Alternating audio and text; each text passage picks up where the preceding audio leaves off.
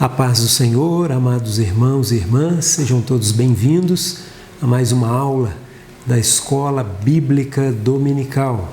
Estaremos hoje estudando a nossa 7ª lição, cujo título da nossa revista é Os Atributos de Deus. E nessa lição de hoje estaremos estudando a santidade de Deus. O nosso texto áureo ele está nos Salmos, livro dos Salmos, no número 29, versículo 2. Salmo 29, 2, diz assim: Dai ao Senhor a glória devida ao seu nome, adorai o Senhor na beleza da tua santidade. E a nossa verdade aplicada nos diz o seguinte: quando somos corrigidos pelo Senhor, é para nosso proveito, para sermos participantes da sua santidade. E o nosso comentarista, como eu sempre gosto de lembrar, pastor Valdir Alves, nosso comentarista desta lição, aliás, desta revista. O texto de referência, nós temos 3 textos bíblicos. O primeiro texto em Êxodo, capítulo 15, versículo 11, que diz assim: Ó Senhor, quem é como tu entre os deuses? Quem é como tu, glorificado em santidade, terrível em louvores, obrando maravilhas? E em Isaías capítulo 6, versículo 3, que diz: E clamavam uns aos outros, dizendo: Santo, Santo, Santo é o Senhor dos exércitos, toda a terra está cheia da sua glória. E um terceiro texto que está em 1 Pedro, primeira carta de Pedro, capítulo 1, versículos 15 e versículo 16, que diz assim: Mas como é santo aquele que vos chamou, sede vós também santos em toda a vossa maneira de viver, porquanto escrito está: sede santos, porque eu sou santo. Nós vamos ver nesta lição que a vontade do Senhor para a minha vida, para a sua vida, é que nós sejamos santos, tenhamos uma vida de santidade, porque Ele é santo e Ele quer também que nós sejamos santos. E só podemos nos aproximar do Senhor se nós formos santos. Não há como, cheios de pecado, cheios de erros, das mazelas do pecado, nós estarmos na presença do Senhor. Primeiro é preciso haver a purificação pelo sangue do Senhor Jesus Cristo nas nossas vidas para nos aproximarmos do nosso Deus.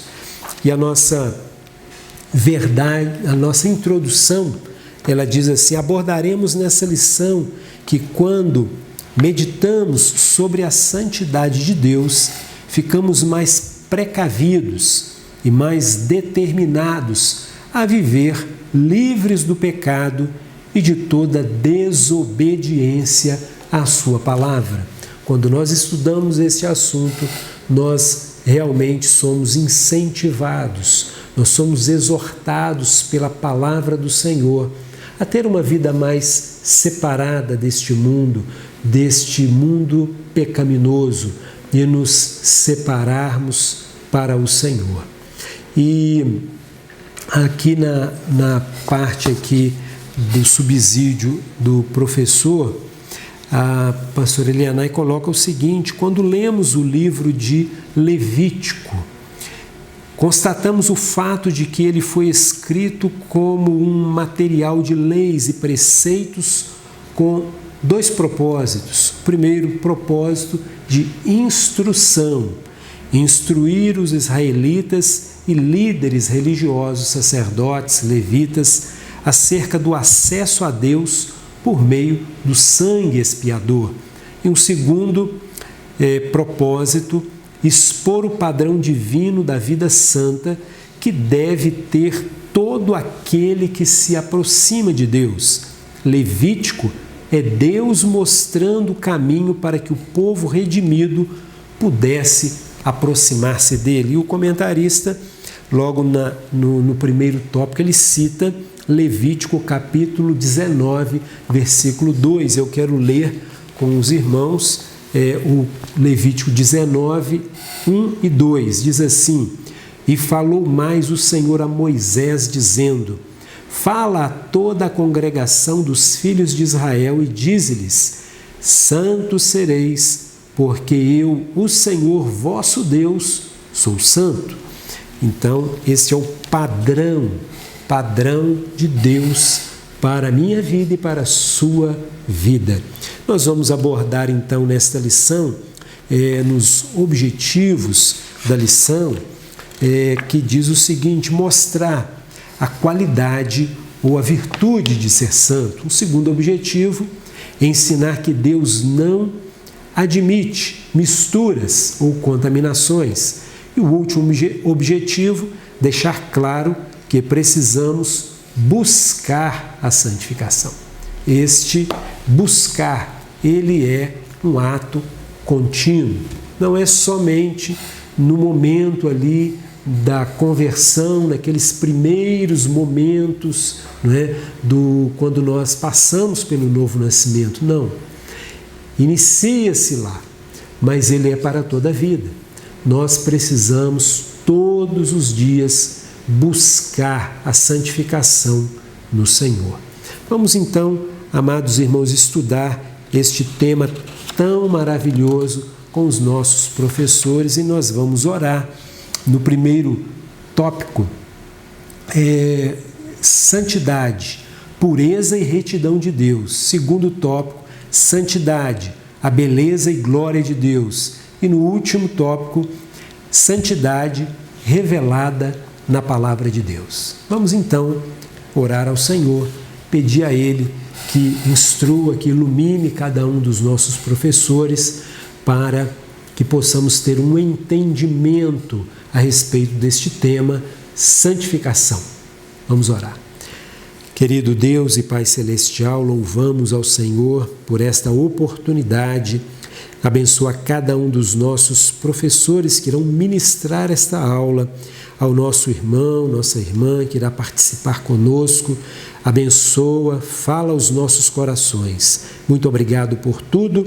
Assim te louvamos, agradecidos, no nome santo de Jesus. Amém. Que Deus abençoe a sua vida. E meu desejo é que você continue tendo saúde física, emocional, saúde mental e, acima de tudo, saúde espiritual. Que Deus te abençoe, no nome de Jesus, a paz do Senhor. Paz do Senhor, amados. Estamos juntos para mais uma lição de Escola Bíblica Dominical. Essa é a nossa lição de número 7. E vamos trabalhar com vocês um pouco do conteúdo que encontra-se no primeiro tópico desta lição, cujo título é Santidade, Pureza e Retidão de Deus. Então, esse tópico vai nos oferecer um comparativo entre pureza, retidão, e como isso está fundamentando e quanto isso está mostrando a essência de um Deus santo. Diz assim a nossa lição. Ezequias Soares, da obra Teologia Sistemática Pentecostal da CPAD, escreveu: Deus é absolutamente santo. Sua santidade é infinita e inigualável. Ele é santo em si mesmo, em sua essência e em sua natureza. No entanto, está escrito que ele exige a santidade do seu povo porque ele é santo. Levítico 19, 2, 1 Pedro 1, 15. Vemos, pois, que a santidade está em Deus e deve estar também em seus seguidores. Então, o comentarista trouxe aqui para nós uma definição de santidade que se encontra nesse livro citado, o Teologia Sistemática Pentecostal da CPAD, que foi editado pelo pastor Antônio Gilberto. A parte do comentário sobre a doutrina de Deus ficou por conta do escritor Ezequias Soares. Esticando um pouco este comentário, nesta obra também é dita que a santidade está em Deus, deve estar em seus seguidores, e que o termo santo do hebraico kadosh e do grego agios é especificamente divino, significa separação, ou também brilho. A origem da palavra kadosh é ainda incerta. Parece ser uma combinação que indica algo como queimar no fogo, numa referência à oferta que era queimada. Porém, a ideia básica é de separação, de separar, de retirar do uso comum. Só é santo aquilo que é separado, aquilo que foi retirado do uso comum. Esse é o pensamento do Antigo Testamento. Nós vamos ler em Levíticos 10:10 que santo do Senhor ou santificado ao Senhor era algo comum em Israel e que o princípio que estava por trás disso é que era necessário fazer a diferença entre o santo e o profano, entre o imundo e o limpo. Santidade, pois, significa afastar de tudo que é pecaminoso. Bem, sobre essa questão da pureza e da retidão divinas, nós encontraremos igualmente referências bíblicas bem contundentes que nos fazem entender que nós somos apenas um pálido reflexo daquele que é totalmente puro, daquele que é totalmente reto. Nós lemos no Salmo 19, os versículos 7 e 8. A lei do Senhor é perfeita e refrigera a alma. O testemunho do Senhor é fiel e dá sabedoria aos simples. Os preceitos do Senhor são retos e alegram o coração. O mandamento do Senhor é puro e ilumina os olhos. Então, o que nós temos aqui? Que Deus é totalmente puro, totalmente reto. E tudo que sai dele é também puro, é também reto. Vocês se lembram lá do tabernáculo, da vestimenta do sumo sacerdote? Na cabeça do sumo sacerdote, ele carregava uma mitra, que era uma espécie de um turbante.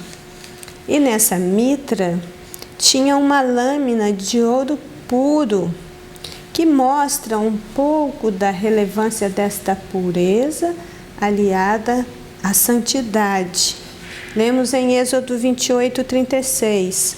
Também farás uma lâmina de ouro puro, nela gravarás com as gravuras de selo, santidade ao Senhor.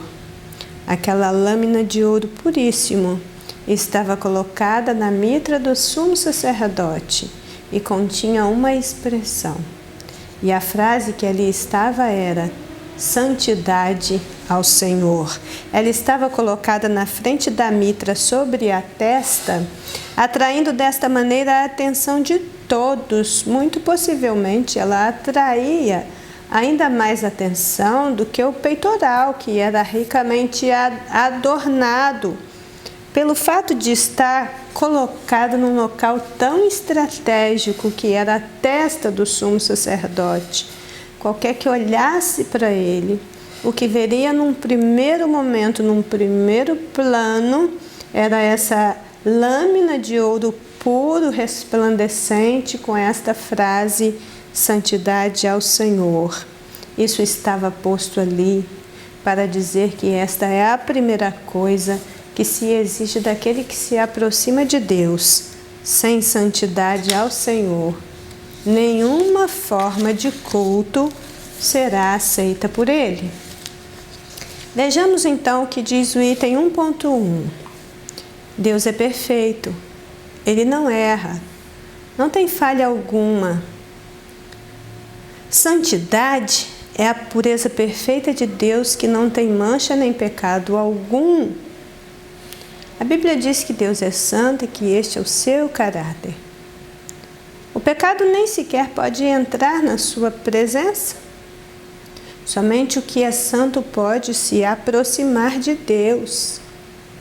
E quem quiser se aproximar de Deus precisa afastar-se de toda impureza e do pecado que nos rodeia. 2 Samuel 22:31, Mateus 5:48, Hebreus 12:1, e também Hebreus 12:14.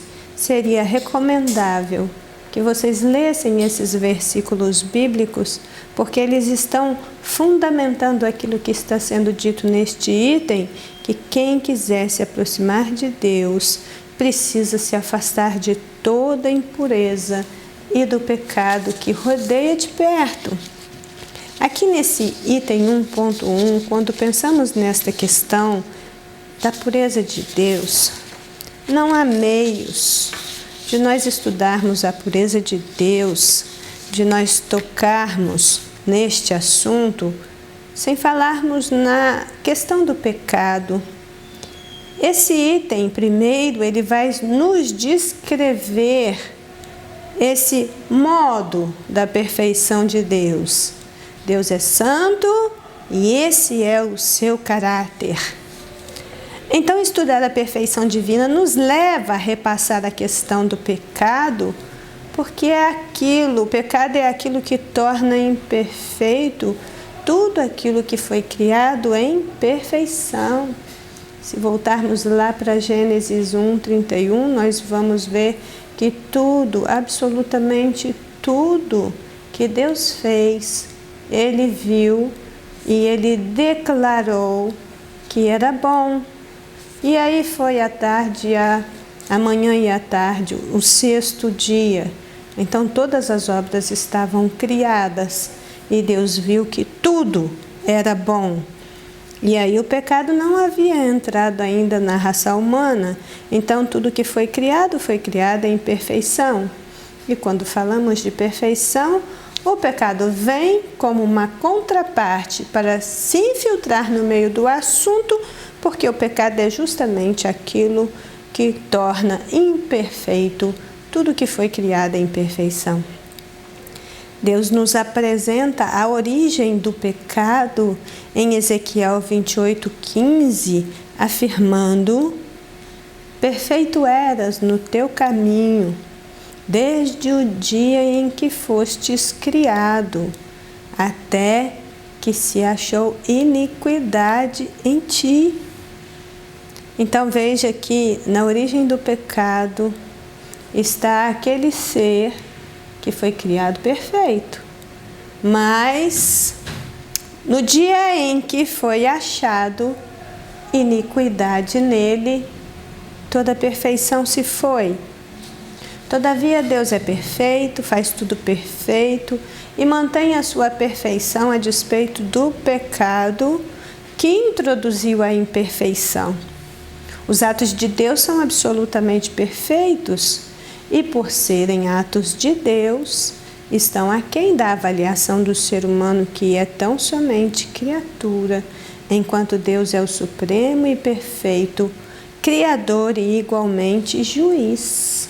O Salmo 145:17 diz: justo é o Senhor em todos os teus caminhos e santo em todas as suas obras. Então nós partimos do princípio de que todos os atributos divinos estão ligados à sua perfeição, que há equilíbrio e perfeição entre todos os atributos. Então, o que nós vamos ver um pouco adiante nas Escrituras é que um Deus perfeito nos doou, por seu grande amor também, um Filho perfeito. Jesus Cristo é o único que possui o conhecimento perfeito e absoluto do Pai, por isso Ele é o único com autoridade para revelar essa perfeição aos homens. É o único perfeitamente santo, comprometido em fazer a vontade de Deus. Vocês poderão ler isso na carta aos Hebreus, o capítulo de número 7, dos versículos 25 ao 28. Bem, mais algumas coisas a respeito desse texto de 1.2. Sim, a doutrina da santificação, ela é também chamada de a doutrina da perfeição cristã. Isso porque o termo santificação tem dois sentidos básicos. Primeiro, entende a santificação como uma posição, como um estado, como uma relação. E por isso, a palavra santificação é traduzida por separação, por consagração para uso exclusivo. Então, santificação era tudo que era separado do comum ou do secular para uso sagrado. E segundo, a santificação diz respeito à condição, estado ou processo que leva a uma transformação interna e que resulta em pureza, em retidão moral, pensamentos santos, expressados por meio de uma vida de piedade e de bondade em relação a Deus e em relação ao seu próximo. Entendeu? Os dois sentidos básicos desta palavra santificação. Primeiro, ela significa separação, ela significa consagração para uso exclusivo. E segundo, ela diz respeito a um estado, a uma condição ou a um processo que leva a uma transformação interna. E nesse processo de transformação interna, o que nós vamos ver nesta pessoa que está em processo de santificação é pureza, é retidão moral, é pensamentos santos, é sentimentos santos, expressados por meio de uma vida santa e uma vida de bondade em relação a Deus e em relação ao seu próximo. Amém? Então vejamos o 1.2. O título diz: Deus é absolutamente isento de pecado. Deus não se contamina, não tem impurezas. Por isso ele não aceita se relacionar com pessoas impuras. Ele ama o pecador, mas ele rejeita o pecado em todas as suas formas. Quem se aproxima de Deus deve buscar a santificação, sem a qual ninguém verá o Senhor. Olha, o que nós vamos estar estudando nesse item 1.2, nós vamos voltar depois para complementar no item 3.1, que diz que a santidade de Deus o faz amar o pecador, mas aborrecer o pecado. Então nós vamos falar alguma coisa aqui agora a respeito deste assunto, e quem for desenvolver o tópico de número 3 vai estar complementando o que a gente vai estar começando agora. Ele chama a nossa atenção que Deus não aceita se relacionar com pessoas impuras. Deus não mantém relacionamento com pessoas impuras. Deus ama o pecador, mas ele rejeita o pecado em todas as suas formas. Bem, o propósito de Deus para o seu povo sempre foi o de santificação. Inclusive, o autor aos Hebreus nos informa que sem santificação ninguém verá o Senhor. Deus não se contamina. Deus não tem impurezas.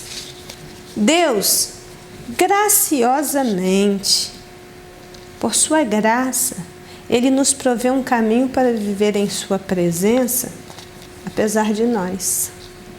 Mas nós entendemos, como diz o comentarista, que Deus rejeita o pecado em qualquer de suas formas, mas continua amando o pecador, porque o pecador tem uma alma eterna e foi por esse pecador também que Jesus Cristo morreu. E morreu porque o amou de tal maneira que não poderia ser diferente. Deus é absolutamente isento de pecado. Nós não. Nós não fomos melhorados primeiro para entrar em contato com Deus depois. Ele nos achou em nosso estado deplorável. Ele nos amou com um amor inexplicável, a ponto de enviar o seu Filho para morrer pelos nossos pecados. Todos nós somos pecadores. Romanos capítulo 3, versículo 23 afirma: porque todos pecaram e destituídos estão da glória de Deus.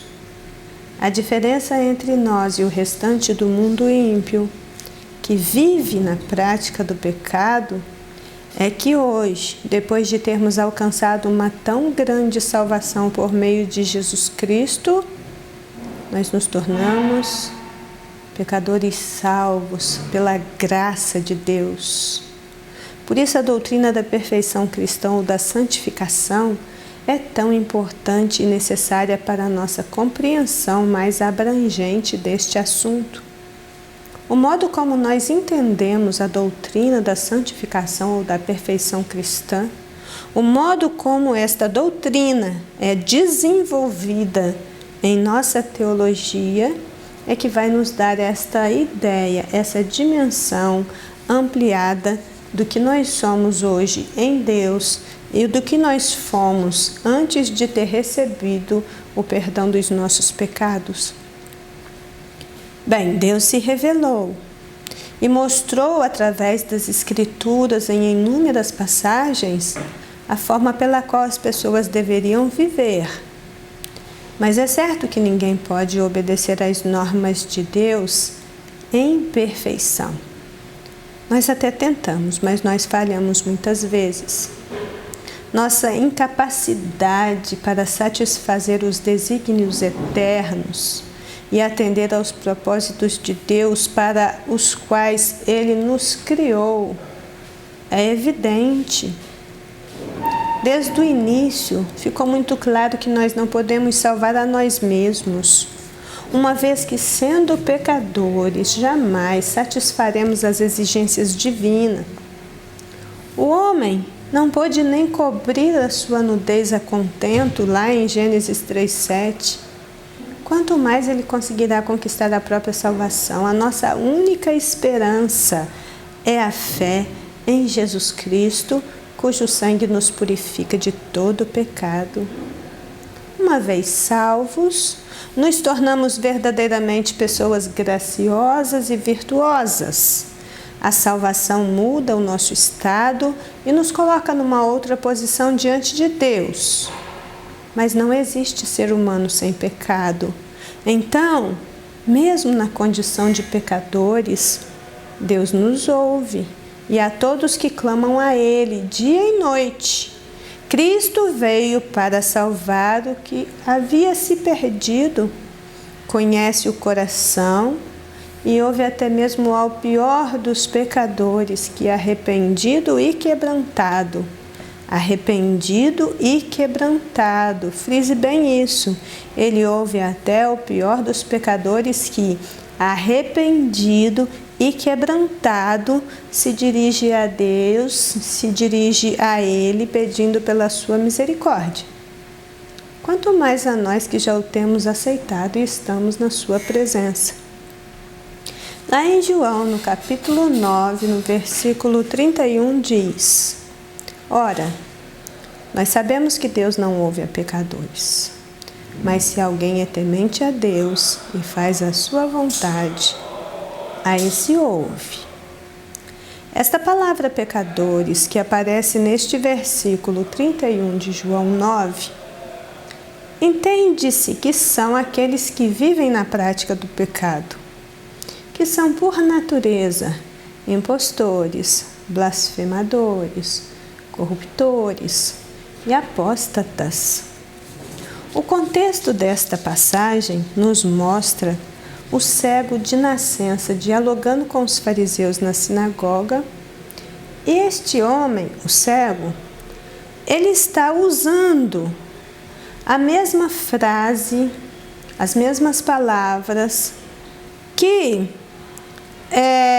esses judeus que o estavam questionando já havia feito uso e aplicado a Cristo nesse mesmo capítulo 9, no versículo 24, que diz: Chamaram, pois, pela segunda vez o homem que tinha sido cego e disseram: Dai glórias a Deus, nós sabemos que este homem é pecador. Desde o início, os fariseus estavam certos de que Jesus seria um impostor e por isso um grande pecador a quem Deus não ouviria. Esse trecho que vai dos versículos 13 até o 34 é uma passagem onde a reprovação dos fariseus a Jesus é refutada. O Sinédrio tinha criado uma lei que, se alguém confessasse ser ele o Cristo, que fosse expulso da sinagoga. Isso está no versículo 22. Eles interrogaram o cego de nascença mais de uma vez e nelas fizeram as suas observações a respeito da cura do cego e dos métodos de Jesus. Isso está nos versículos 15 e 16. Eles não perguntavam isso repetidamente com qualquer desejo sincero de descobrir a verdade, comparando informações com a notícia original, mas com o desejo de encontrar oportunidade contra Cristo. Então, isso estava funcionando como um interrogatório tendencioso, pois caso o cego não reafirmasse aquilo que tinha dito anteriormente, eles teriam um pretexto para dizer que o cego estava de conluio com Jesus Cristo. Quando o cego de nascença disse: "Sabemos que Deus não ouve a pecadores", repetindo as palavras dos próprios fariseus, ele colocou toda a estrutura do pensamento farisaico a respeito de Jesus em xeque.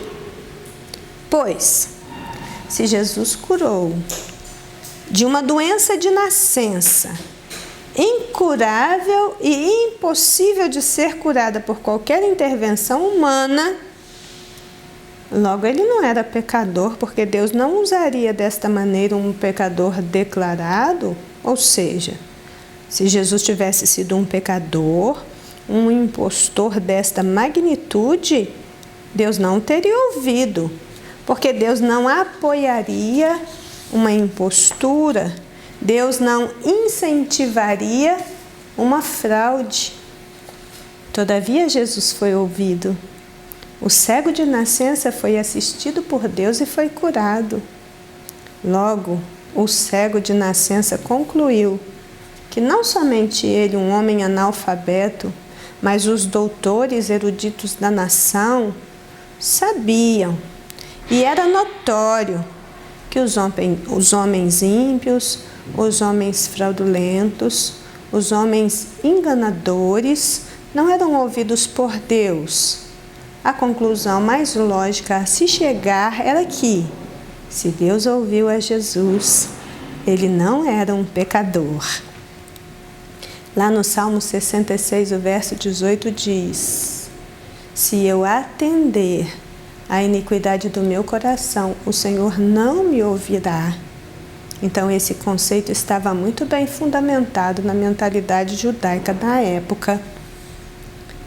Bem, mesmo estando certos de que Deus é capaz de ouvir a oração de todas as pessoas que existem na face da terra, ainda assim nós sabemos que tem pecadores que Deus ignora o seu clamor. Então vamos falar rapidamente que pecadores seriam estes, que quando clamam o Senhor não ouve. Ou melhor, quando clamam o Senhor não atende, porque ouvir o Senhor ouve a todos. Mas em Deuteronômio 1, do 43 a 45, diz que Deus não ouve uma pessoa incrédula, rebelde, de dura cerviz, que permanece na sua incredulidade. Isaías 59, 1 a 3 diz que Deus não ouve uma pessoa que não arrepende do seu pecado. Provérbios 1, 28 a 31 diz que Deus não ouve uma pessoa que vive ignorando o que Ele diz.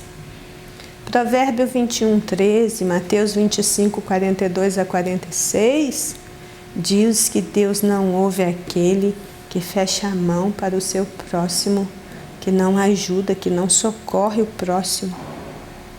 1 Pedro capítulo 3, versículo 7.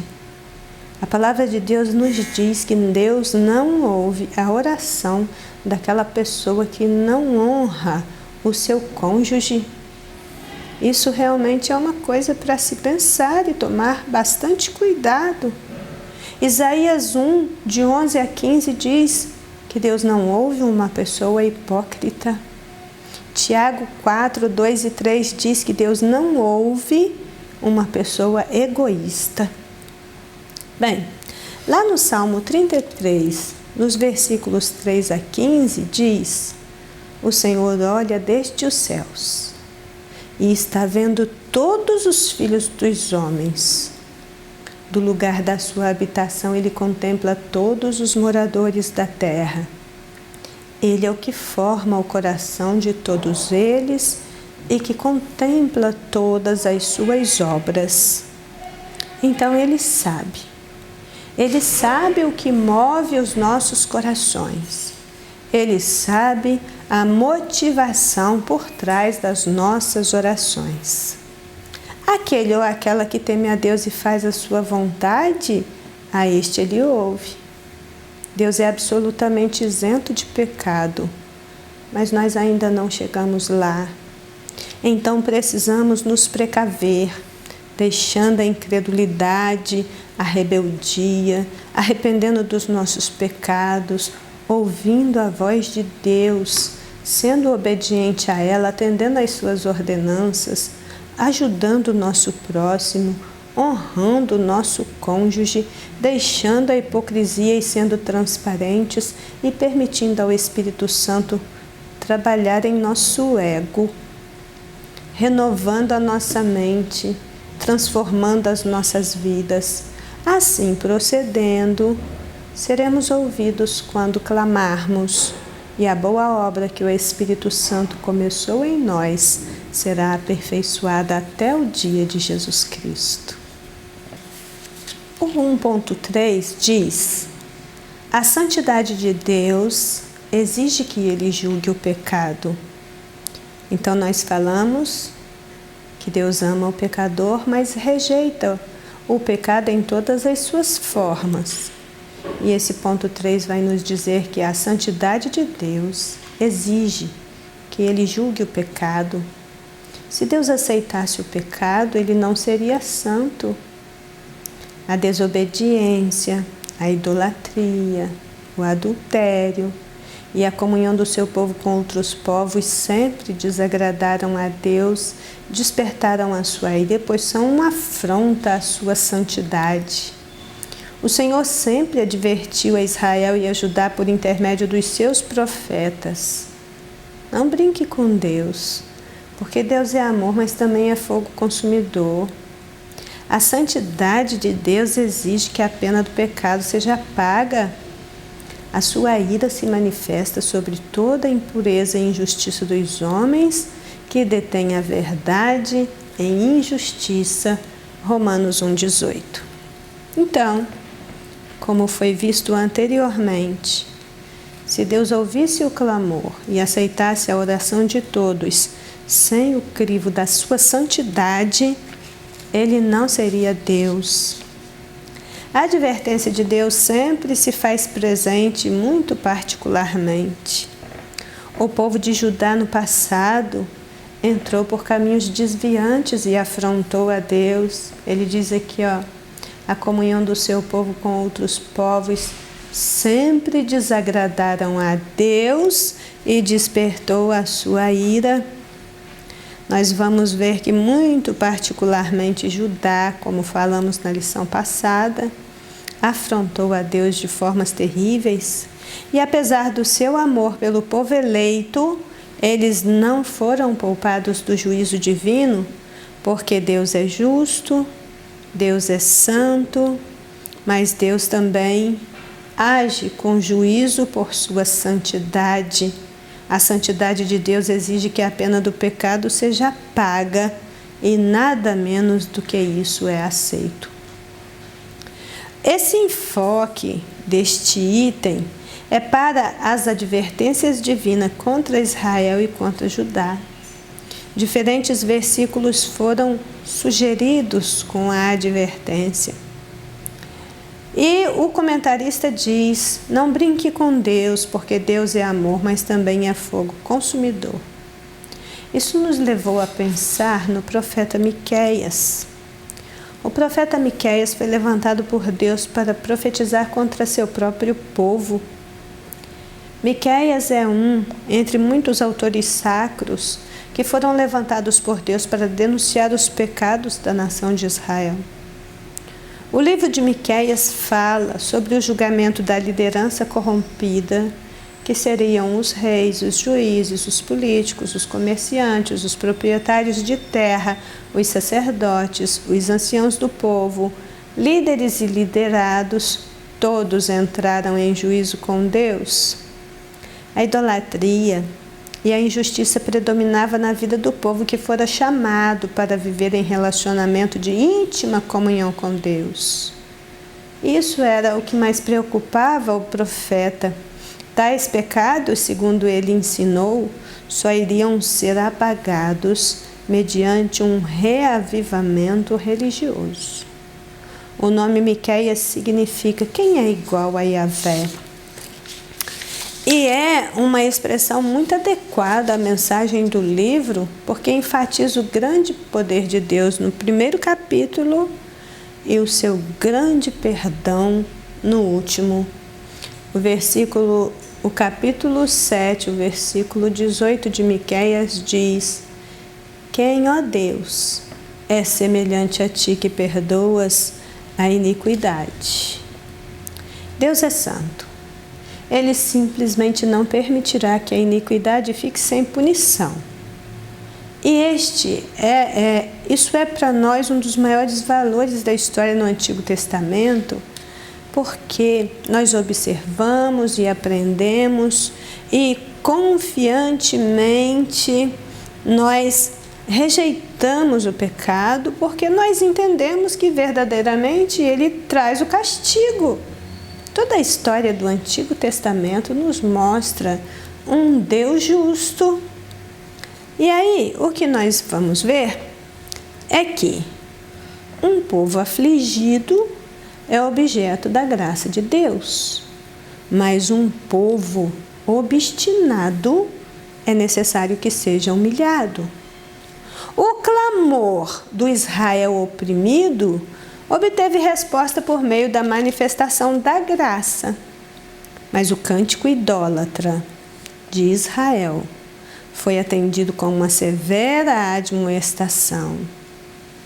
Lá no livro de Jó, no capítulo 11, verso 14, ele nos adverte: se há iniquidade na tua mão, lança para longe de ti, não deixe a injustiça habitar nas tuas tendas. Quando nós lemos Miqueias 3,11, lá está dito que Jerusalém também vivia numa falsa segurança. Ele dizia: não está o Senhor no nosso meio? Nenhum mal nos sobrevirá. Porque afinal Deus havia prometido a Davi que Jerusalém permaneceria para sempre. E não era um descendente de Davi que estava ocupando o trono? Como alguma coisa poderia dar errado? Miqueias advertiu que tal fé se mostrara baseada em alicerces muito fracos quando o Senhor tratasse com os pecados de Israel. Então, o que nós temos aqui no livro de Miqueias a respeito de toda esta questão envolvendo Israel, envolvendo Judá e os seus pecados que culminaram com a sua destruição, nós vamos ver que existe ali uma expressão em Miqueias 2, no capítulo 2 de Miqueias, que diz: levanta e anda. Essa expressão levanta e anda é um indicativo. Levanta e faz alguma coisa, porque não existe mais descanso possível neste lugar.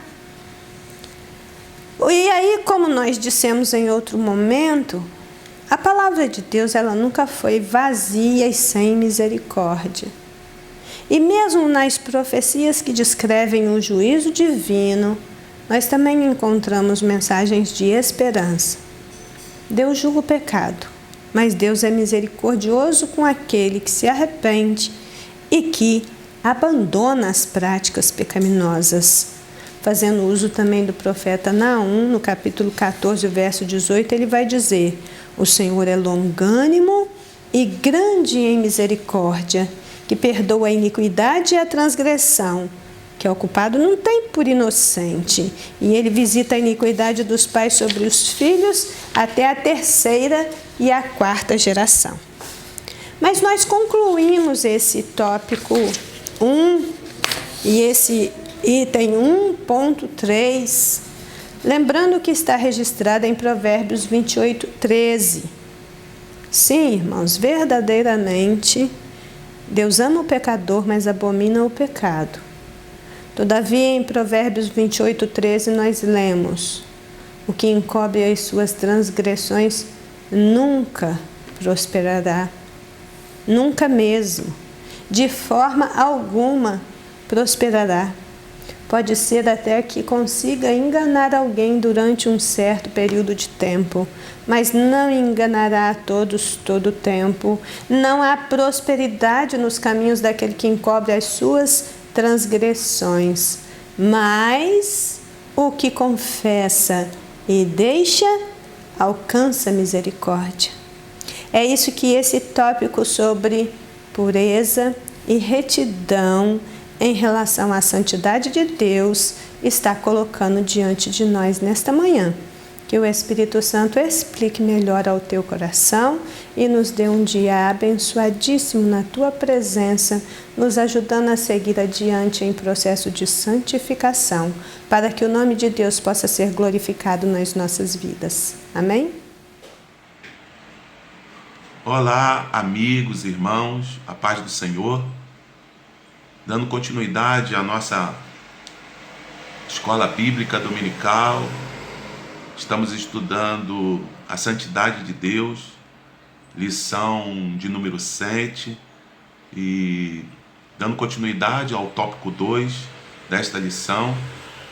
Mas antes de entrarmos na lição, eu queria aqui agradecer ao nosso pastor presidente, pastor Moisés Pereira Pinto. Estou muito alegre de estar cooperando nessa lição da Escola Bíblica Dominical online. Então, deixo aqui os meus agradecimentos. Muito obrigado pela confiança e me sinto honrado e feliz. Irmãos, então vamos lá. Tópico 2 da lição de número 7, a santidade de Deus. E queria já iniciar lendo o tópico que fala o seguinte, tópico de número 2, santidade, a beleza e a glória de Deus. Há alguns versículos que eu gostaria de ler, que diz assim: ó Senhor, quem é como tu entre os deuses? Quem é como tu, glorificado em santidade, terrível em louvores, obrando maravilhas? Êxodo 15:11. Tu, com a tua beneficência, guiastes este povo que salvaste. Com a tua força o levaste à habitação da tua santidade. Êxodo 15:30. Não há santo como é o Senhor, porque não há outro fora de ti.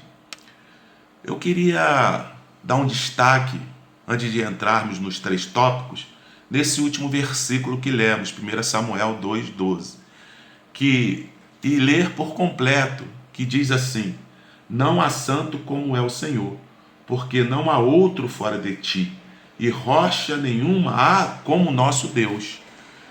Isso mostra uma forma clássica de poesia hebraica, paralelismo repetitivo.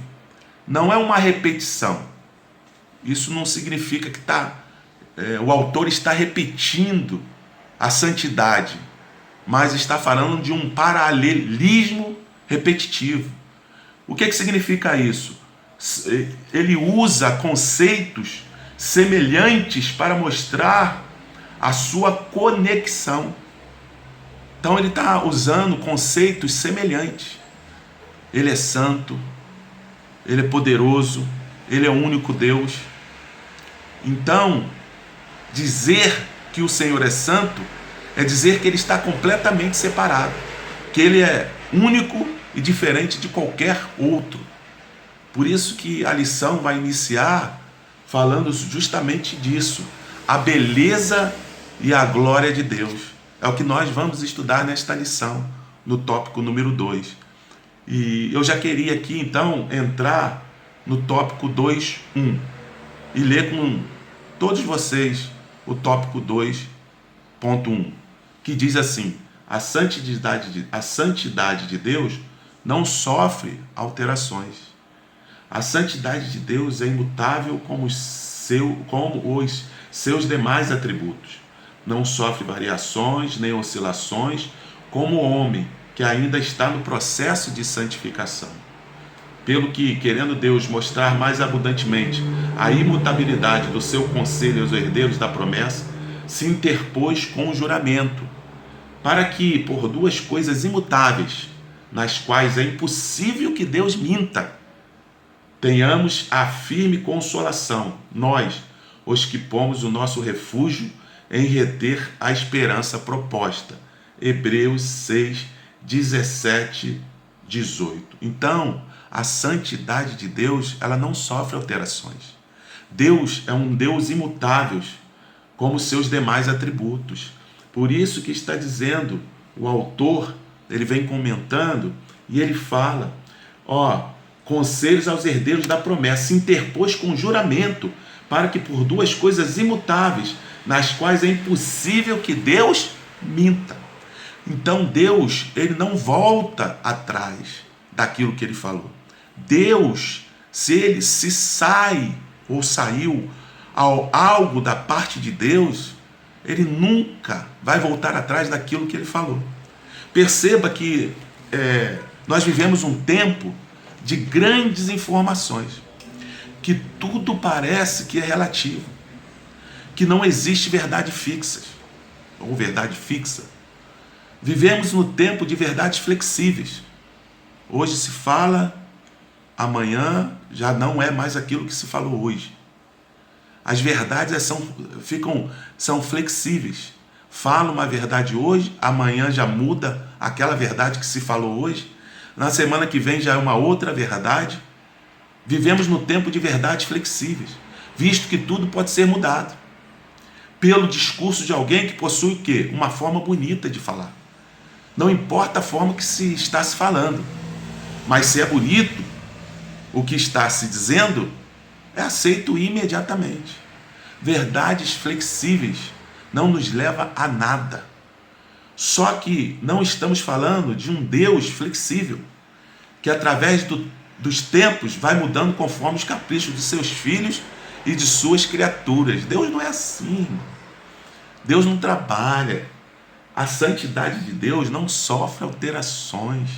Deus não é assim, conforme aquele, eu vou falar de uma forma, conforme aquela, eu vou dizer de outra forma. Não, Deus não vai mudando conforme os caprichos ou conforme as criaturas. Não, Deus não trabalha assim, com verdades flexíveis. Para aquele eu falo uma verdade, para essa, ela não sofre variações. Dizer que Deus não muda significa que ele permanece sempre o mesmo. Ele não vai mudando de acordo com situações, com pessoas, com filhos, com criaturas. Deus não é assim. A Bíblia diz que Deus é imutável, porque seu ser, seus atributos, seus propósitos e suas promessas jamais sofrem qualquer tipo de mudança. Então a imutabilidade de Deus é uma das qualidades de Deus. Ele não muda, ele não vai mudando de acordo com o tempo, ele não vai mudando de acordo com a pessoa, ele não vai mudando de acordo com a situação. Deus não é assim. A santidade de Deus não sofre esse tipo de variação.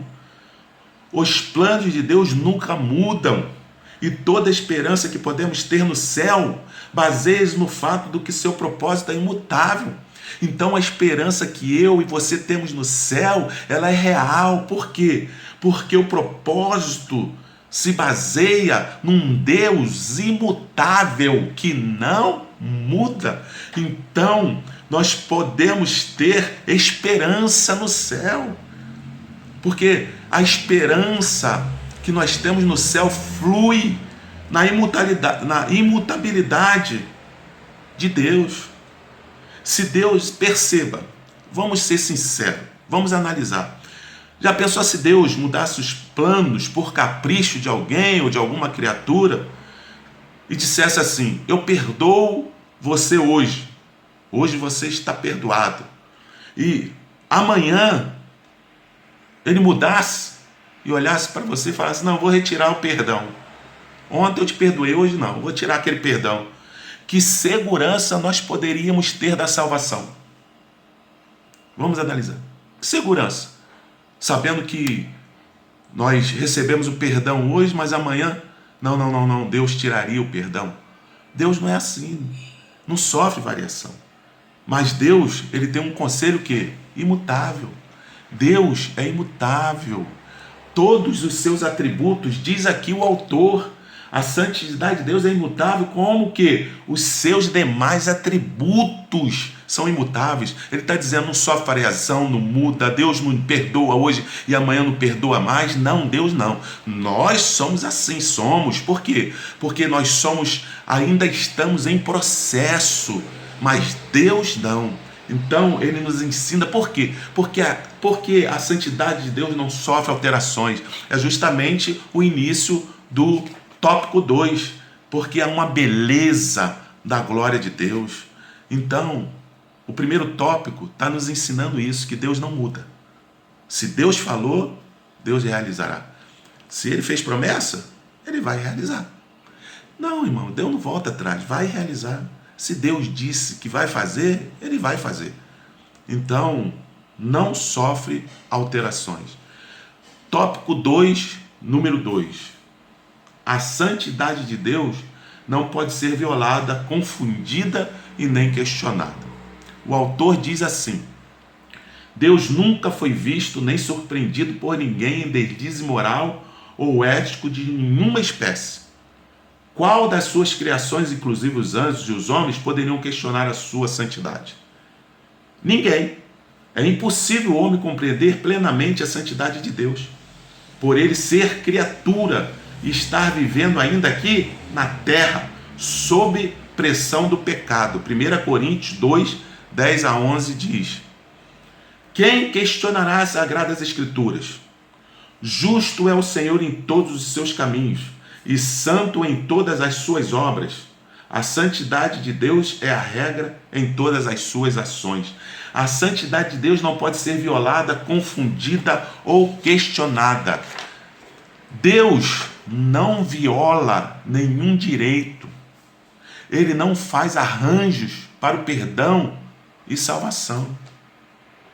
Por isso não temos outro padrão. Ele é o padrão. Nós não temos outro padrão. Deus é o padrão. Por isso não pode ser violada, irmãos. Por isso não pode ser confundida. E por isso a santidade dele não pode ser questionada. Nós não temos outro padrão. Deus é o padrão. Ele é o padrão. Então, a sua santidade não pode ser violada, confundida e nem questionada. A sua santidade pode ser vista em seu nome. Lucas, capítulo 1, versículo 49, diz assim: porque o Deus poderoso fez grandes coisas por mim. O seu nome é santo. Quem pode questionar a sua santidade? Porque a sua santidade, ela está vista, ou está sendo vista, ou podemos ver no seu nome. Ela está inserida no seu próprio nome. Como que pode ser violado? Como que pode ser confundido? Ou como pode ser questionada se ela está inserida no seu próprio nome? E qual a resposta do homem mortal a encontrar a santidade de Deus? Pode questionar? Pode ter confusão? Olha o que Adão fez depois que se deparou com a santidade de Deus. Adão, depois de seu pecado, se escondeu de Deus. Tamanha era a santidade à frente dele. Moisés escondeu o seu rosto diante da santidade de Deus. Ezequiel caiu de cara ao chão. Está lá em Ezequiel 1, 28. O O versículo que eu li de Moisés que escondeu o rosto está em Êxodo 3:6. Confere. Diante da santidade de Deus, que não pode ser violada, que não pode ser confundida e questionada, Ezequiel cai de cara ao chão. Sabe, quanto mais aprendo sobre a sua santidade, sobre a santidade de Deus, mais indigno sei que sou. Quando tento captar ou ver um vislumbre da sua santidade, tudo o que quero fazer é me abaixar e enterrar o rosto em terra, porque sou muito indigno. Porque ela jamais pode ser violada, jamais ela pode ser confundida, e jamais ela pode ser questionada. Olha o que diz o autor: Deus nunca foi visto nem surpreendido por ninguém de deslize moral ou ético de nenhuma espécie, porque a própria santidade de Deus está inserida no seu nome. Adão, depois do seu pecado, se escondeu de Deus. Que tamanha era a sua santidade! Moisés escondeu o seu rosto diante da santidade de Deus.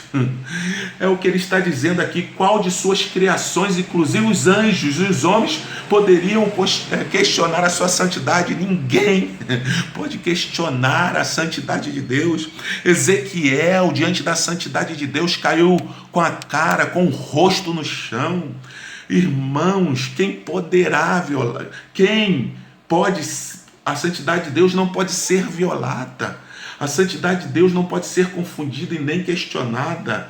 A santidade de Deus é luz, é uma luz que clareia todas as áreas escuras da vida, colocando patente aos nossos olhos. Foi o que aconteceu com Adão, foi o que aconteceu com Moisés, foi o que aconteceu com Ezequiel, quando escondeu o seu rosto, e o que acontece comigo. Diante da santidade de um Deus, eu percebo que eu sou indigno. Quem sou eu? A minha vontade é abrir o chão, colocar minha cabeça lá dentro do chão, diante da santidade desse Deus. Então, o tópico 2.2, a santidade de Deus não pode ser violada, confundida e nem questionada, porque ela é luz para iluminar as trevas, ela é força para nos dar uma santidade. Irmãos, eu queria deixar aqui, nesse tópico 2.2, e dizer, e ser um pouco mais repetitivo, que a santidade de Deus, ela não pode ser violada, confundida e questionada. Por quê? Porque Deus está aqui. Nunca foi visto nem surpreendido por ninguém em deslize moral, ético de nenhuma espécie. Então, a santidade de Deus, ela me faz enxergar e ver que eu sou muito indigno. Ou enxergar ou ver que eu sou muito indigno. E a vontade realmente é abaixar a cabeça, enterrar o rosto na terra, diante da santidade desse Deus que nós servimos. 2.3, o último tópico. 2.3, que diz assim: a santidade de Deus é padrão e espelho para a sua criação. Dicionário Internacional de Teologia do Antigo Testamento. O homem foi criado à imagem de Deus e é capaz de refletir a semelhança divina. E assim como Deus se revela como eticamente santo, ele chama os homens a uma santidade que lembra a sua própria. Inerente à obra redentora de Deus é a promessa da derradeira manifestação da santidade de Deus na glorificação do seu povo e no livramento em que a criação se verá livre das imperfeições resultantes da maldição edênica. Romanos 8, 18 e 23. Assim, os que nasceram de novo e agora são filhos de Deus por adoção, são chamados a um viver em santidade e contínuo progresso em Cristo. A santidade de Deus é padrão e espelho para a sua criação. Irmãos, perceba, os espelhos são ferramentas de reflexão. Eles mostram quem somos, tanto positivo quanto negativo. Contamos com os espelhos porque eles refletem com precisão a sua imagem ou a imagem à sua frente. A Bíblia nos ensina que a humanidade foi criada à imagem de Deus. Deus nos deu algo que não deu ao resto da criação. Porque a humanidade, nós somos a única criação que fomos criados à imagem de Deus. Deus criou seu povo para refletir a sua imagem, seus atributos. Após a queda do homem, a imagem de Deus em nós foi distorcida. Não perdemos a imagem de Deus em nós, mas ela foi danificada ou distorcida pelo pecado. Nós nos distanciamos de Deus, mas Deus tomou a iniciativa de nos trazer de volta a si mesmo. O povo de Deus é sempre chamado a refletir sua imagem neste mundo saturado pelo pecado. Quando Deus escolheu a nação de Israel, ele ordenou que fossem santos porque ele é santo. Somos chamados a refletir a imagem de Deus neste mundo. Então, a santidade de Deus é padrão e espelho para a sua criação. Nós temos que refletir a imagem, os atributos de Deus a este mundo. A imagem de Deus, ela tem que ser luz para este mundo através de nós, que fomos criados à imagem de Deus. Nós fomos criados à imagem de Deus. Nós temos que refletir a imagem de Deus a este mundo. O autor da revista, ele faz um comentário dizendo assim: a santidade de Deus é manifesta e revelada a nós em Cristo Jesus. A santidade de Deus tem sido descrita com a beleza de todos os seus atributos, sem a qual, argumenta Edner Lect, sua sabedoria seria sutileza, sua justiça seria crueldade, sua soberania seria tirana, sua misericórdia seria compaixão insensata. Deus, o Santo, comunica a sua santidade a Cristo, que então opera a sua imagem em seu povo. Paulo nos estimula e encoraja na sua segunda carta aos Coríntios: ora, amados, pois que temos tais promessas, purifiquemo-nos de toda a imundície da carne e do espírito, aperfeiçoando a santificação no temor de Deus. 2 Coríntios 7, 1. Nós somos a imagem de Deus. Nós temos que refletir neste mundo saturado pelo pecado, pela desonestidade, por tudo que está acontecendo. Nós ainda somos a imagem de Cristo na terra e temos que refletir essa imagem, esses atributos que Deus nos concedeu, a única criação, a humanidade que foi criada com a imagem de Deus. Por isso, nós temos que refletir a imagem de Deus neste mundo. A Bíblia nos ensina isso. Deus nos deu algo que não deu o resto da criação. Nós temos que refletir a imagem de Deus neste mundo saturado pelo pecado. Os atributos de Deus têm que estar sendo refletidos pelas nossas vidas. Por isso diz, a santidade de Deus é padrão e espelho para a sua criação. Que Deus nos abençoe, que Deus nos guarde, que a santidade de Deus, pela sua glória, pela sua beleza, ela não sofre alterações, ela não pode ser violada, confundida e nem questionada, e ela é padrão e ela é espelho para a sua criação, que somos nós, a humanidade, que fomos criados com a imagem de Deus em nós. Queria aqui agradecer no final desta aula a oportunidade de estarmos refletindo em tão pouco tempo, mas é o tempo que Deus nos proporcionou nesse período de estarmos falando um pouco e estudando junto com todos vocês essa lição de número 2, muito importante, né, sobre a santidade de Deus. E queria aqui já deixar meu agradecimento à igreja, ao nosso pastor, que no início eu já fiz esse agradecimento, pastor Moisés, e também extensivo pastor Pereira e o pastor Eli. Muito obrigado, assim encerra essa lição, que Deus os abençoe e que realmente refletimos um pouco mais sobre a santidade de Deus e que possamos, neste mundo que aí está, que muitos dizem, né, que está, um adágio popular, né, que temos ouvido muito, que está indo de mal a pior. Pode estar indo de mal a pior, mas nós temos a imagem de Cristo.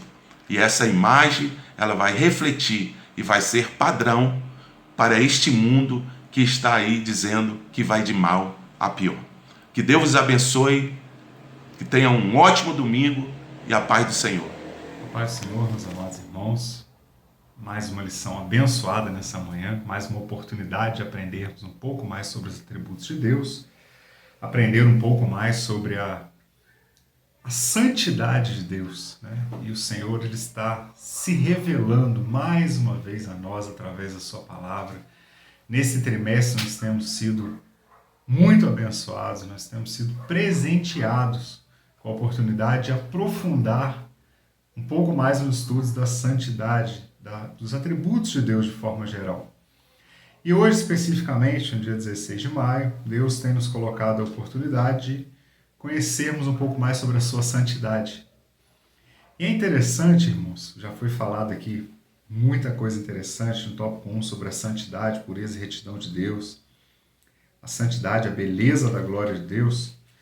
Mas é interessante que no tópico 3, nós chegamos com a oportunidade de aprender a santidade revelada através da palavra de Deus. É através do conhecimento da palavra de Deus que a santidade de Deus ela é mais uma vez revelada a nós, ela é apresentada a nós. E é interessante que isso me faz lembrar quando Josué, lá no capítulo 1, né, eu vejo ali o Josué um pouquinho preocupado em substituir a Moisés, levar aquele povo a herdar a terra prometida. E a palavra de Deus nos diz que o Senhor Deus, Ele anima Josué. E uma das coisas que Deus destaca para Josué naquele momento era que Josué nunca se apartasse da palavra de Deus, que ele tomasse conhecimento da palavra de Deus, que nunca fosse distante dele o livro daquela lei, a meditação diária no livro daquela lei. Isso serve de exemplo para nós também, no dia de hoje, aprendermos com a palavra de Deus, nos aprofundarmos na palavra de Deus. E no tópico 3, o comentarista justamente destaca isso, que é a santidade revelada na palavra de Deus. Ele começa dizendo que somente pela revelação de Deus em sua palavra e a ação do Espírito Santo é possível conhecer um pouco acerca da santidade de Deus. Então, somente através da palavra de Deus, somente através do conhecer a palavra de Deus, aprofundar na palavra de Deus, é que nós temos a oportunidade de conhecer também sobre a santidade de Deus. E juntamente com isso, a ação do Espírito Santo. O pastor Antônio Gilberto, num de seus livros, especificamente sobre a história da Bíblia, ele destaca que era interessante, que era importante e era extremamente necessário que o estudante da palavra de Deus orasse e pedisse a orientação do Espírito Santo para aquilo que ele estivesse lendo. Vamos entender que ler a Bíblia é diferente de meditar. Eu posso ler um livro de forma corrida. Quando eu medito na palavra de Deus, eu começo a me aprofundar naquilo que o autor quer falar comigo. E o autor, o próprio Espírito Santo, está junto comigo. Então, quando o comentarista coloca aqui que somente pela revelação de Deus em sua palavra e a ação do Espírito Santo é que nós podemos conhecer um pouco acerca da santidade de Deus. Por que o comentarista coloca aqui, o pastor Valdir coloca aqui destacando que é um pouco? Porque enquanto estamos nessa terra, nossa mente é limitada, o nosso conhecimento ainda é limitado. Não foram todas as coisas ainda reveladas a nós. Então, dessa forma, nós podemos conhecer apenas um pouco sobre a santidade de Deus. Mas nós vamos ver mais para frente que, aos poucos, nós vamos crescendo em Deus, crescendo em Cristo, crescendo no conhecimento, na graça do nosso Senhor. Bom, e o pastor Valdir também destaca aqui no comentário do 3, que somente é possível, através da ação do Espírito Santo, conhecer um pouco acerca de Deus, o que esta verdade acarreta na relação do homem com Deus, bem como o efeito expressado no agir de Deus na vida humana. Isaías, no capítulo 1, versículo 16 ao 17, diz o seguinte: lavai-vos, purificai-vos, tirai a maldade de vossos atos e de diante dos meus olhos. Cessai de fazer o mal. Aí vem uma coisa interessante na continuação do versículo, que destaca o seguinte: aprendei a fazer o bem, praticai o que é reto, ajudai o oprimido, fazei justiça ao órfão, tratai da causa das viúvas. Então, primeiro Isaías, aqui no capítulo 1, versículo 16, versículo 17, chama a atenção que nós devemos nos purificar, buscar a limpeza espiritual, uma limpeza, uma vida transformada, uma vida purificada, uma vida consagrada. E destacando também que nós devemos tirar a maldade, diante dos nossos atos, diante dos nossos olhos. Mas o interessante é que no capítulo, versículo 17, lendo aqui na palavra de Deus, capítulo 1, versículo 17, Isaías destaca algo que me chamou muita atenção. Aprendei a fazer o bem, praticai o que é reto. E o que isso significa para nós? Que a santificação, o aprendizado na palavra de Deus, o crescimento na palavra de Deus, ele vai partir de uma prática diária. O que eu aprendo com isso? Que a palavra de Deus ela precisa ser praticada, ela precisa ser vivenciada. Eu preciso todos os dias da minha vida praticar aquilo que a Bíblia ensina. Eu não posso simplesmente participar de um culto abençoado, fui na igreja, fui no Betel domingo à noite, sai de lá maravilhado, Deus fez maravilhas, foram vidas salvas, vidas transformadas, tanto aqui no templo quanto na rede social. Aquele culto abençoado, eu saio cheio. E eu simplesmente dizer, olha, o culto foi muito bom, a mensagem foi muito boa, aprendi muita coisa. Mas se eu não praticar aquilo que foi aprendido, se eu não praticar aquilo que a palavra de Deus me ensinou, eu com poucos dias, com poucas horas, eu vou me esquecer daquele culto. Eu vou me esquecer do que foi ensinado. Mas a partir do momento que eu pratico a palavra de Deus, eu começo diariamente a me alimentar, eu começo diariamente a ser cheio da presença de Deus. Então Isaías destaca para nós aqui justamente isso.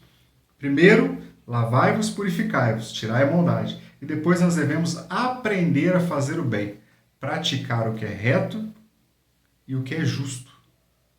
Uma coisa interessante que esse texto, essa introdução do tópico 3, me faz entender, primeiro, que a santidade precisa ser praticada, assim como a palavra de Deus precisa ser praticada, a santidade também precisa ser praticada. Quando nós temos uma ordem da parte do Senhor que nós deveríamos ser santos porque Ele é santo, eu entendo que eu preciso todos os dias procurar melhorar. Eu preciso todos os dias viver em novidade de vida. Todos os dias, eu hoje preciso ser melhor do que eu fui ontem.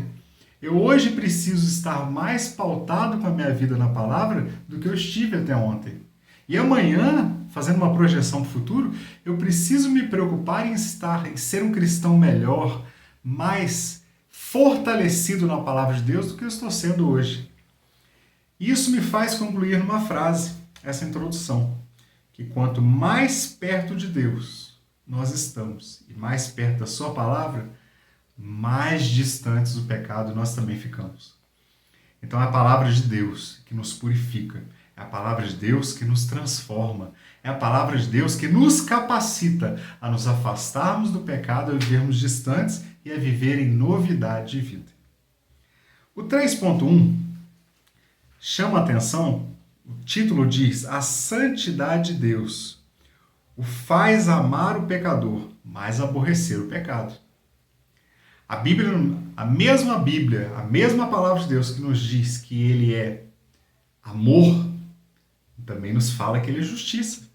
Também nos chama a atenção que Ele é justiça. E por ser justo, Deus também, assim como ele tem amor, ele é justo também.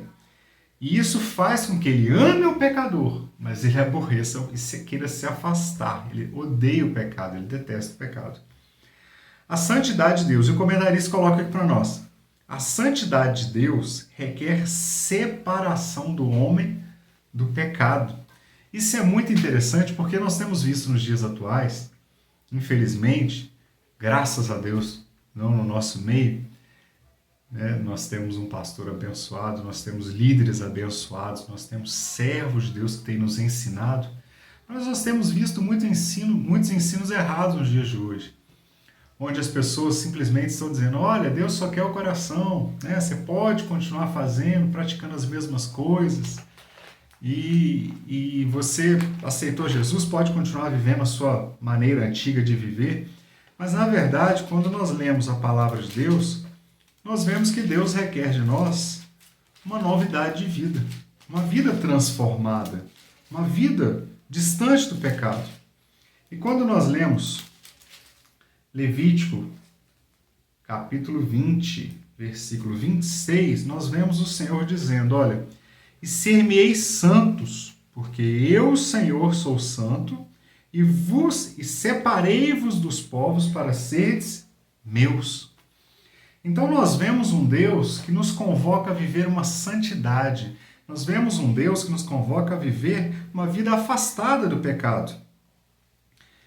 Enquanto a justiça de Deus justifica ou condena de acordo com a sua soberania.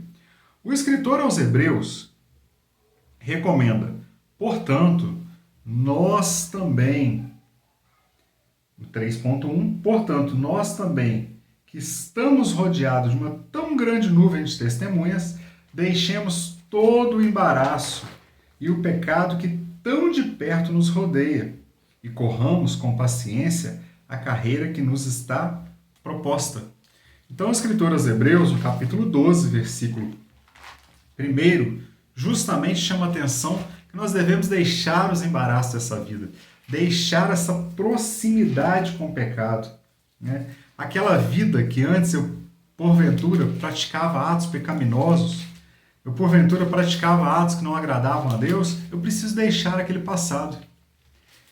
E eu glorifico a Deus, porque não existe nenhum lugar nessa terra, a não ser dentro das nossas igrejas, em uma vida transformada por Deus, que nós vemos tantas pessoas serem transformadas. Nós vemos pessoas que antes praticavam pecado e hoje já não praticam mais. Nós vemos pessoas que antes praticavam crimes, eram criminosos, traficantes, e hoje têm uma vida restaurada pelo Senhor. Justamente porque se aproximaram da palavra de Deus. Justamente porque seguiu o conselho que está aqui em Hebreus capítulo 12, que nós devemos, que estamos rodeados de uma tão grande número de testemunhos, deixemos todo o embaraço e o pecado que tão de perto nos rodeia e corramos com paciência a carreira que nos está proposta. É interessante que o comentarista da Bíblia de Estudo Pentecostal, ele no comentário desse versículo, ele fala, entre vários comentários, um dos comentários ele diz o seguinte: na corrida que nós estamos fazendo rumo ao céu, né, devemos deixar de lado todos os pecados que nos atrapalham ou que nos fazem ficar para trás. Quanto mais nos aproximamos de Deus, mais deixamos o pecado para trás. E nessa caminhada rumo ao céu, nessa trajetória que nós estamos indo para o céu, se nós continuarmos levando aqueles fardos do pecado, continuarmos arrastando aquele peso do pecado que nós praticamos, nós vamos, como o comentarista coloca aqui, perder as nossas forças, nos sentindo pesados.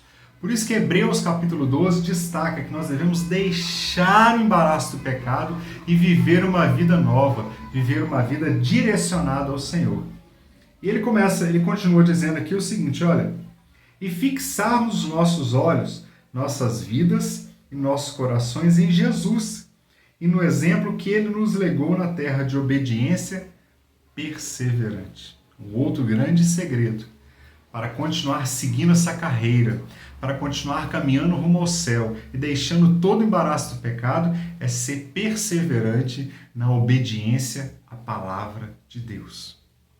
pastor Moisés sempre destaca algo interessante, principalmente nos dias de Santa Ceia, que nós não devemos ser justos, nós não devemos examinarmos aos nossos próprios olhos, mas à luz da palavra de Deus. E isso é um destaque muito importante nos dias de hoje, que justamente para alcançarmos a coroa incorruptível, para continuarmos caminhando rumo ao céu, precisamos justamente examinarmos a nós mesmos, mas à luz da palavra de Deus, vivendo uma vida, uma conduta de acordo com a palavra de Deus. Bom, o comentarista coloca aqui também que Deus ama a humanidade e quer se relacionar com ela. Um dos versículos conhecidos como texto áureo da Bíblia, né, que nós citamos muito, é João capítulo 3, versículo 16, que fala que Deus amou o mundo de tal maneira, né, e enviou Jesus para justamente salvar o mundo, libertar o mundo do pecado, da escravidão. Porém, né, então Deus quer se relacionar com a humanidade, ele criou um projeto de salvação. Porém, uma grande barreira impede esse relacionamento com muitos, as práticas pecaminosas. Deus ama o pecador. Deus enviou Jesus para salvar o pecador. Deus enviou Jesus para restaurar o homem novamente a Deus, para novamente fazer a conexão que faltava do homem a Deus. Mas Deus não permite, Deus ele aborrece o pecado. Dessa forma, não existe uma comunhão entre com Deus daquelas pessoas que querem viver uma vida pecaminosa. A Bíblia nos fala em 2 Tessalonicenses, nós vamos fazer referência a esse versículo um pouco mais à frente, 2 Coríntios 5,17, né, que quem está em Cristo, nova criatura, as coisas velhas já se passaram, eis que tudo se fez novo. Bom, mas aqui o comentarista destaca que Deus quer se aproximar de muitos, mas as vossas iniquidades fazem divisão entre vós e o vosso Deus, e os vossos pecados encobrem o seu rosto, para que vos não ouça. Isaías capítulo 59, versículo 2. É interessante, quando eu estava estudando a lição, me veio justamente, antes de chegar nessa parte, o versículo, capítulo 59 de Isaías. E o versículo 1 tem uma parte muito interessante também que fala que eis que a mão do Senhor não está encolhida, para que não possa salvar, nem o seu ouvido agravado, para que não possa ouvir. Mas as nossas iniquidades, os nossos pecados, fazem divisão entre vós e o vosso Deus. E os vossos pecados encobrem o seu rosto de vós, para que não vos ouça. Então, quando o comentarista destaca aqui que Deus ama o pecador, mas Deus aborrece o pecado, ele quer distância do pecado, é justamente o que Isaías está colocando no capítulo 59, que a mão do Senhor ela está estendida para salvar. Os ouvidos de Deus estão abertos ao nosso clamor, mas os nossos pecados, os nossos erros, as nossas iniquidades nos afastam de Deus, nos distanciam de Deus. E esse distanciamento causa uma divisão, faz com que Deus encubra o seu rosto e não nos ouça. Então, nessa manhã, nós estamos aprendendo aqui que nós precisamos nos aproximar de Deus, deixar de lado o embaraço do pecado e nos aproximarmos de Deus. Ainda o comentarista destaca que Jesus é a propiciação pelos nossos pecados, porque como pela desobediência de um só homem muitos foram feitos pecadores, assim pela obediência de um, muitos serão justos, né?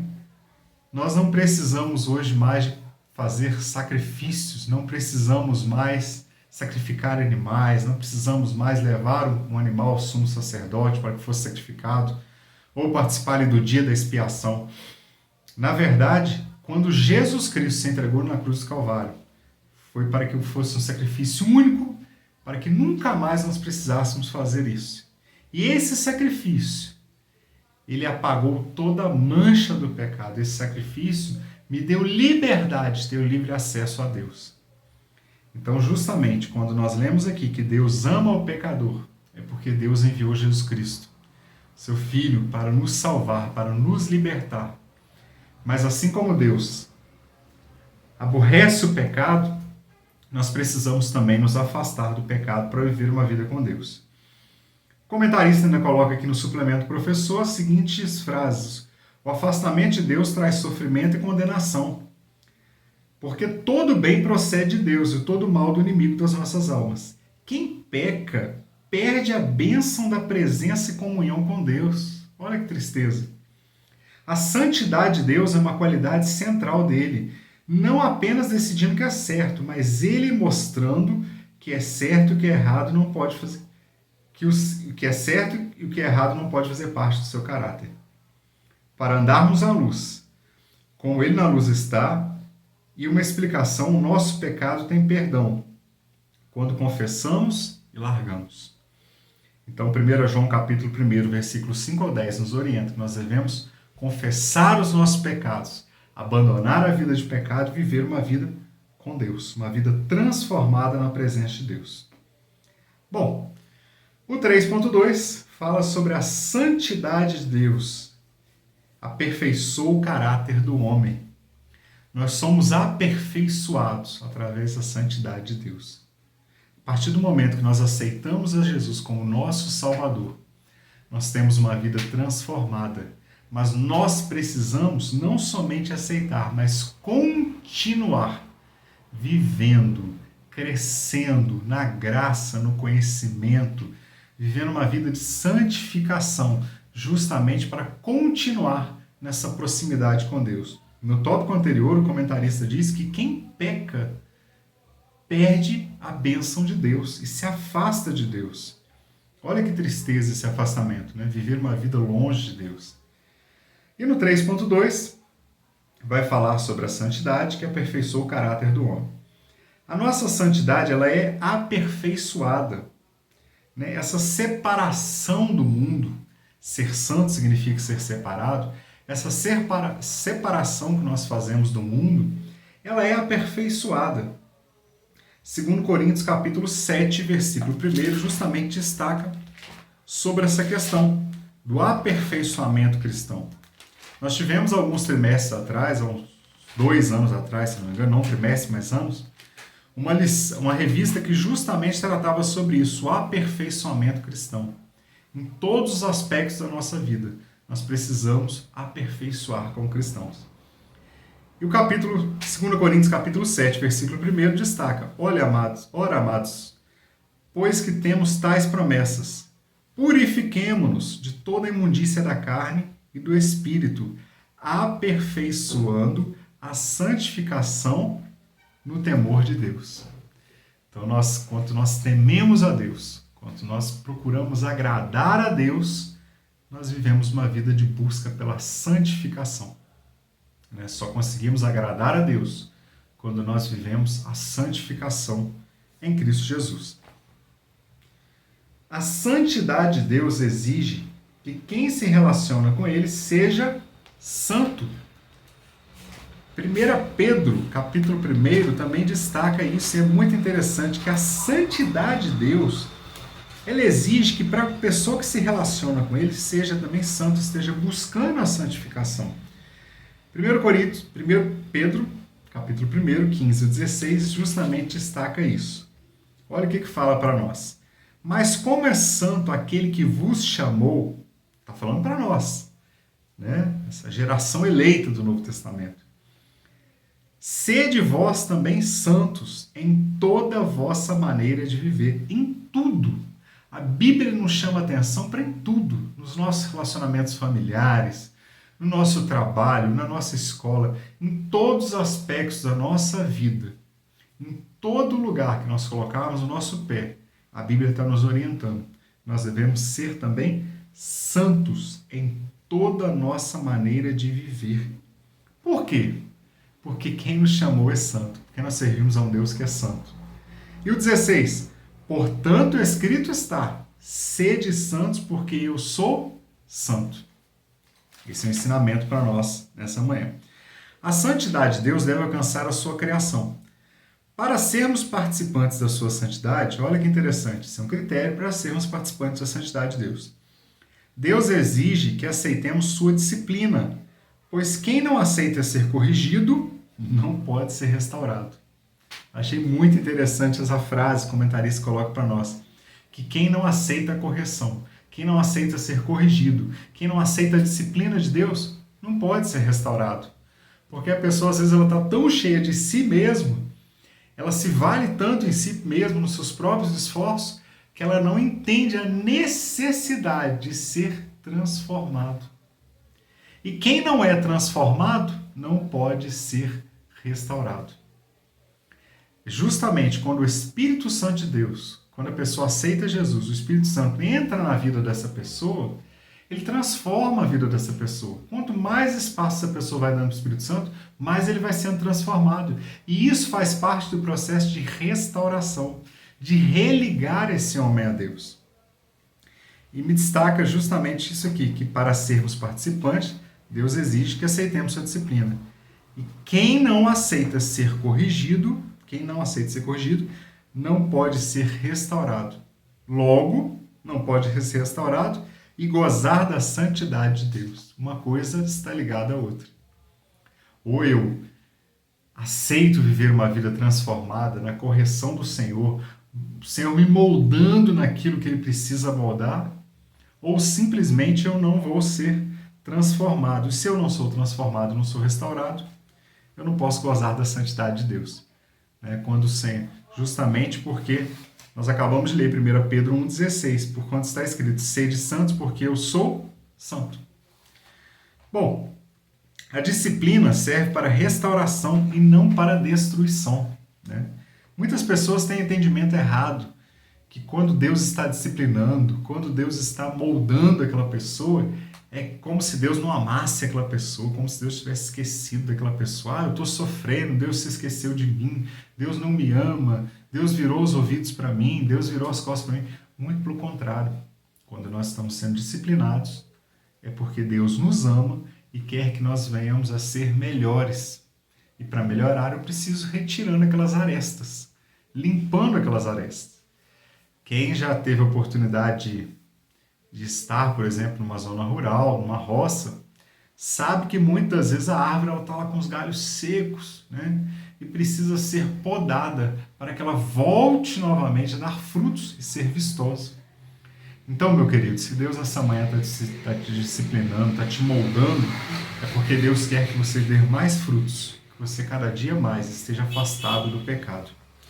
Bom, o homem nascido de novo tem o seu caráter transformado. Olha que coisa interessante. Tem o seu caráter transformado pelo Espírito Santo. O homem só é alcançado pela santidade de Deus quando tem uma conversão genuína. Nós só conseguimos ser alcançados pelo caráter de Deus quando verdadeiramente nós temos uma conversão genuína. Então, é o que nós já dissemos agora há pouco, não é uma conversão da boca para fora, mas é uma transformação. Tem uma frase que eu vi numa camisa evangélica há pouco tempo, não me recordo de onde, mas essa frase ficou marcada. Transformados para transformar. Deus quer que nós venhamos a dar frutos nessa geração, nós venhamos a transformar essa geração, nós venhamos a transformar essa nação. Mas para isso eu preciso primeiro ser transformado. Então só o genuíno evangelho, só mesmo aquela pessoa que verdadeiramente abre o seu coração, aceita Jesus e é transformado, é que pode transformar vidas. 2 Coríntios capítulo 5, versículo 17 e 18, nos diz justamente isso. Assim que se alguém está em Cristo, nova criatura é. As coisas velhas já passaram, eis que tudo se fez novo.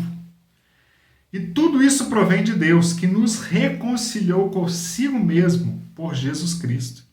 E nos deu também o ministério da reconciliação. Nós somos reconciliados em Jesus Cristo. Olha que coisa maravilhosa. A Bíblia nos fala em Romanos capítulo 3, versículo 23, que todos pecaram e destituídos foram da glória de Deus. Nós estávamos vivendo afastados de Deus, distantes de Deus. O salmista, no Salmo 40, chega a dizer que ele tirou os nossos pés de um charco de lodo. Então nós vivíamos o pecado, afastados de Deus, mas através do sangue de Jesus Cristo na cruz do Calvário nós somos reconciliados com Deus. Que coisa maravilhosa. Bom, e para nós estarmos finalizando, o comentarista destaca aqui ainda que na conversão Deus se apresenta ao pecador através da conversão, pois o novo homem é criado em retidão e verdadeira santidade.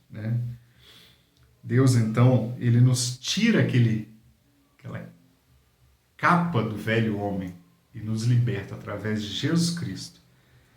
Bom, o 3.3, né, antes, só para finalizar aqui o 3.2, uma frase que eu havia destacado, que quem se achega mais a Deus melhora o seu caráter e faz uma grande diferença na sociedade.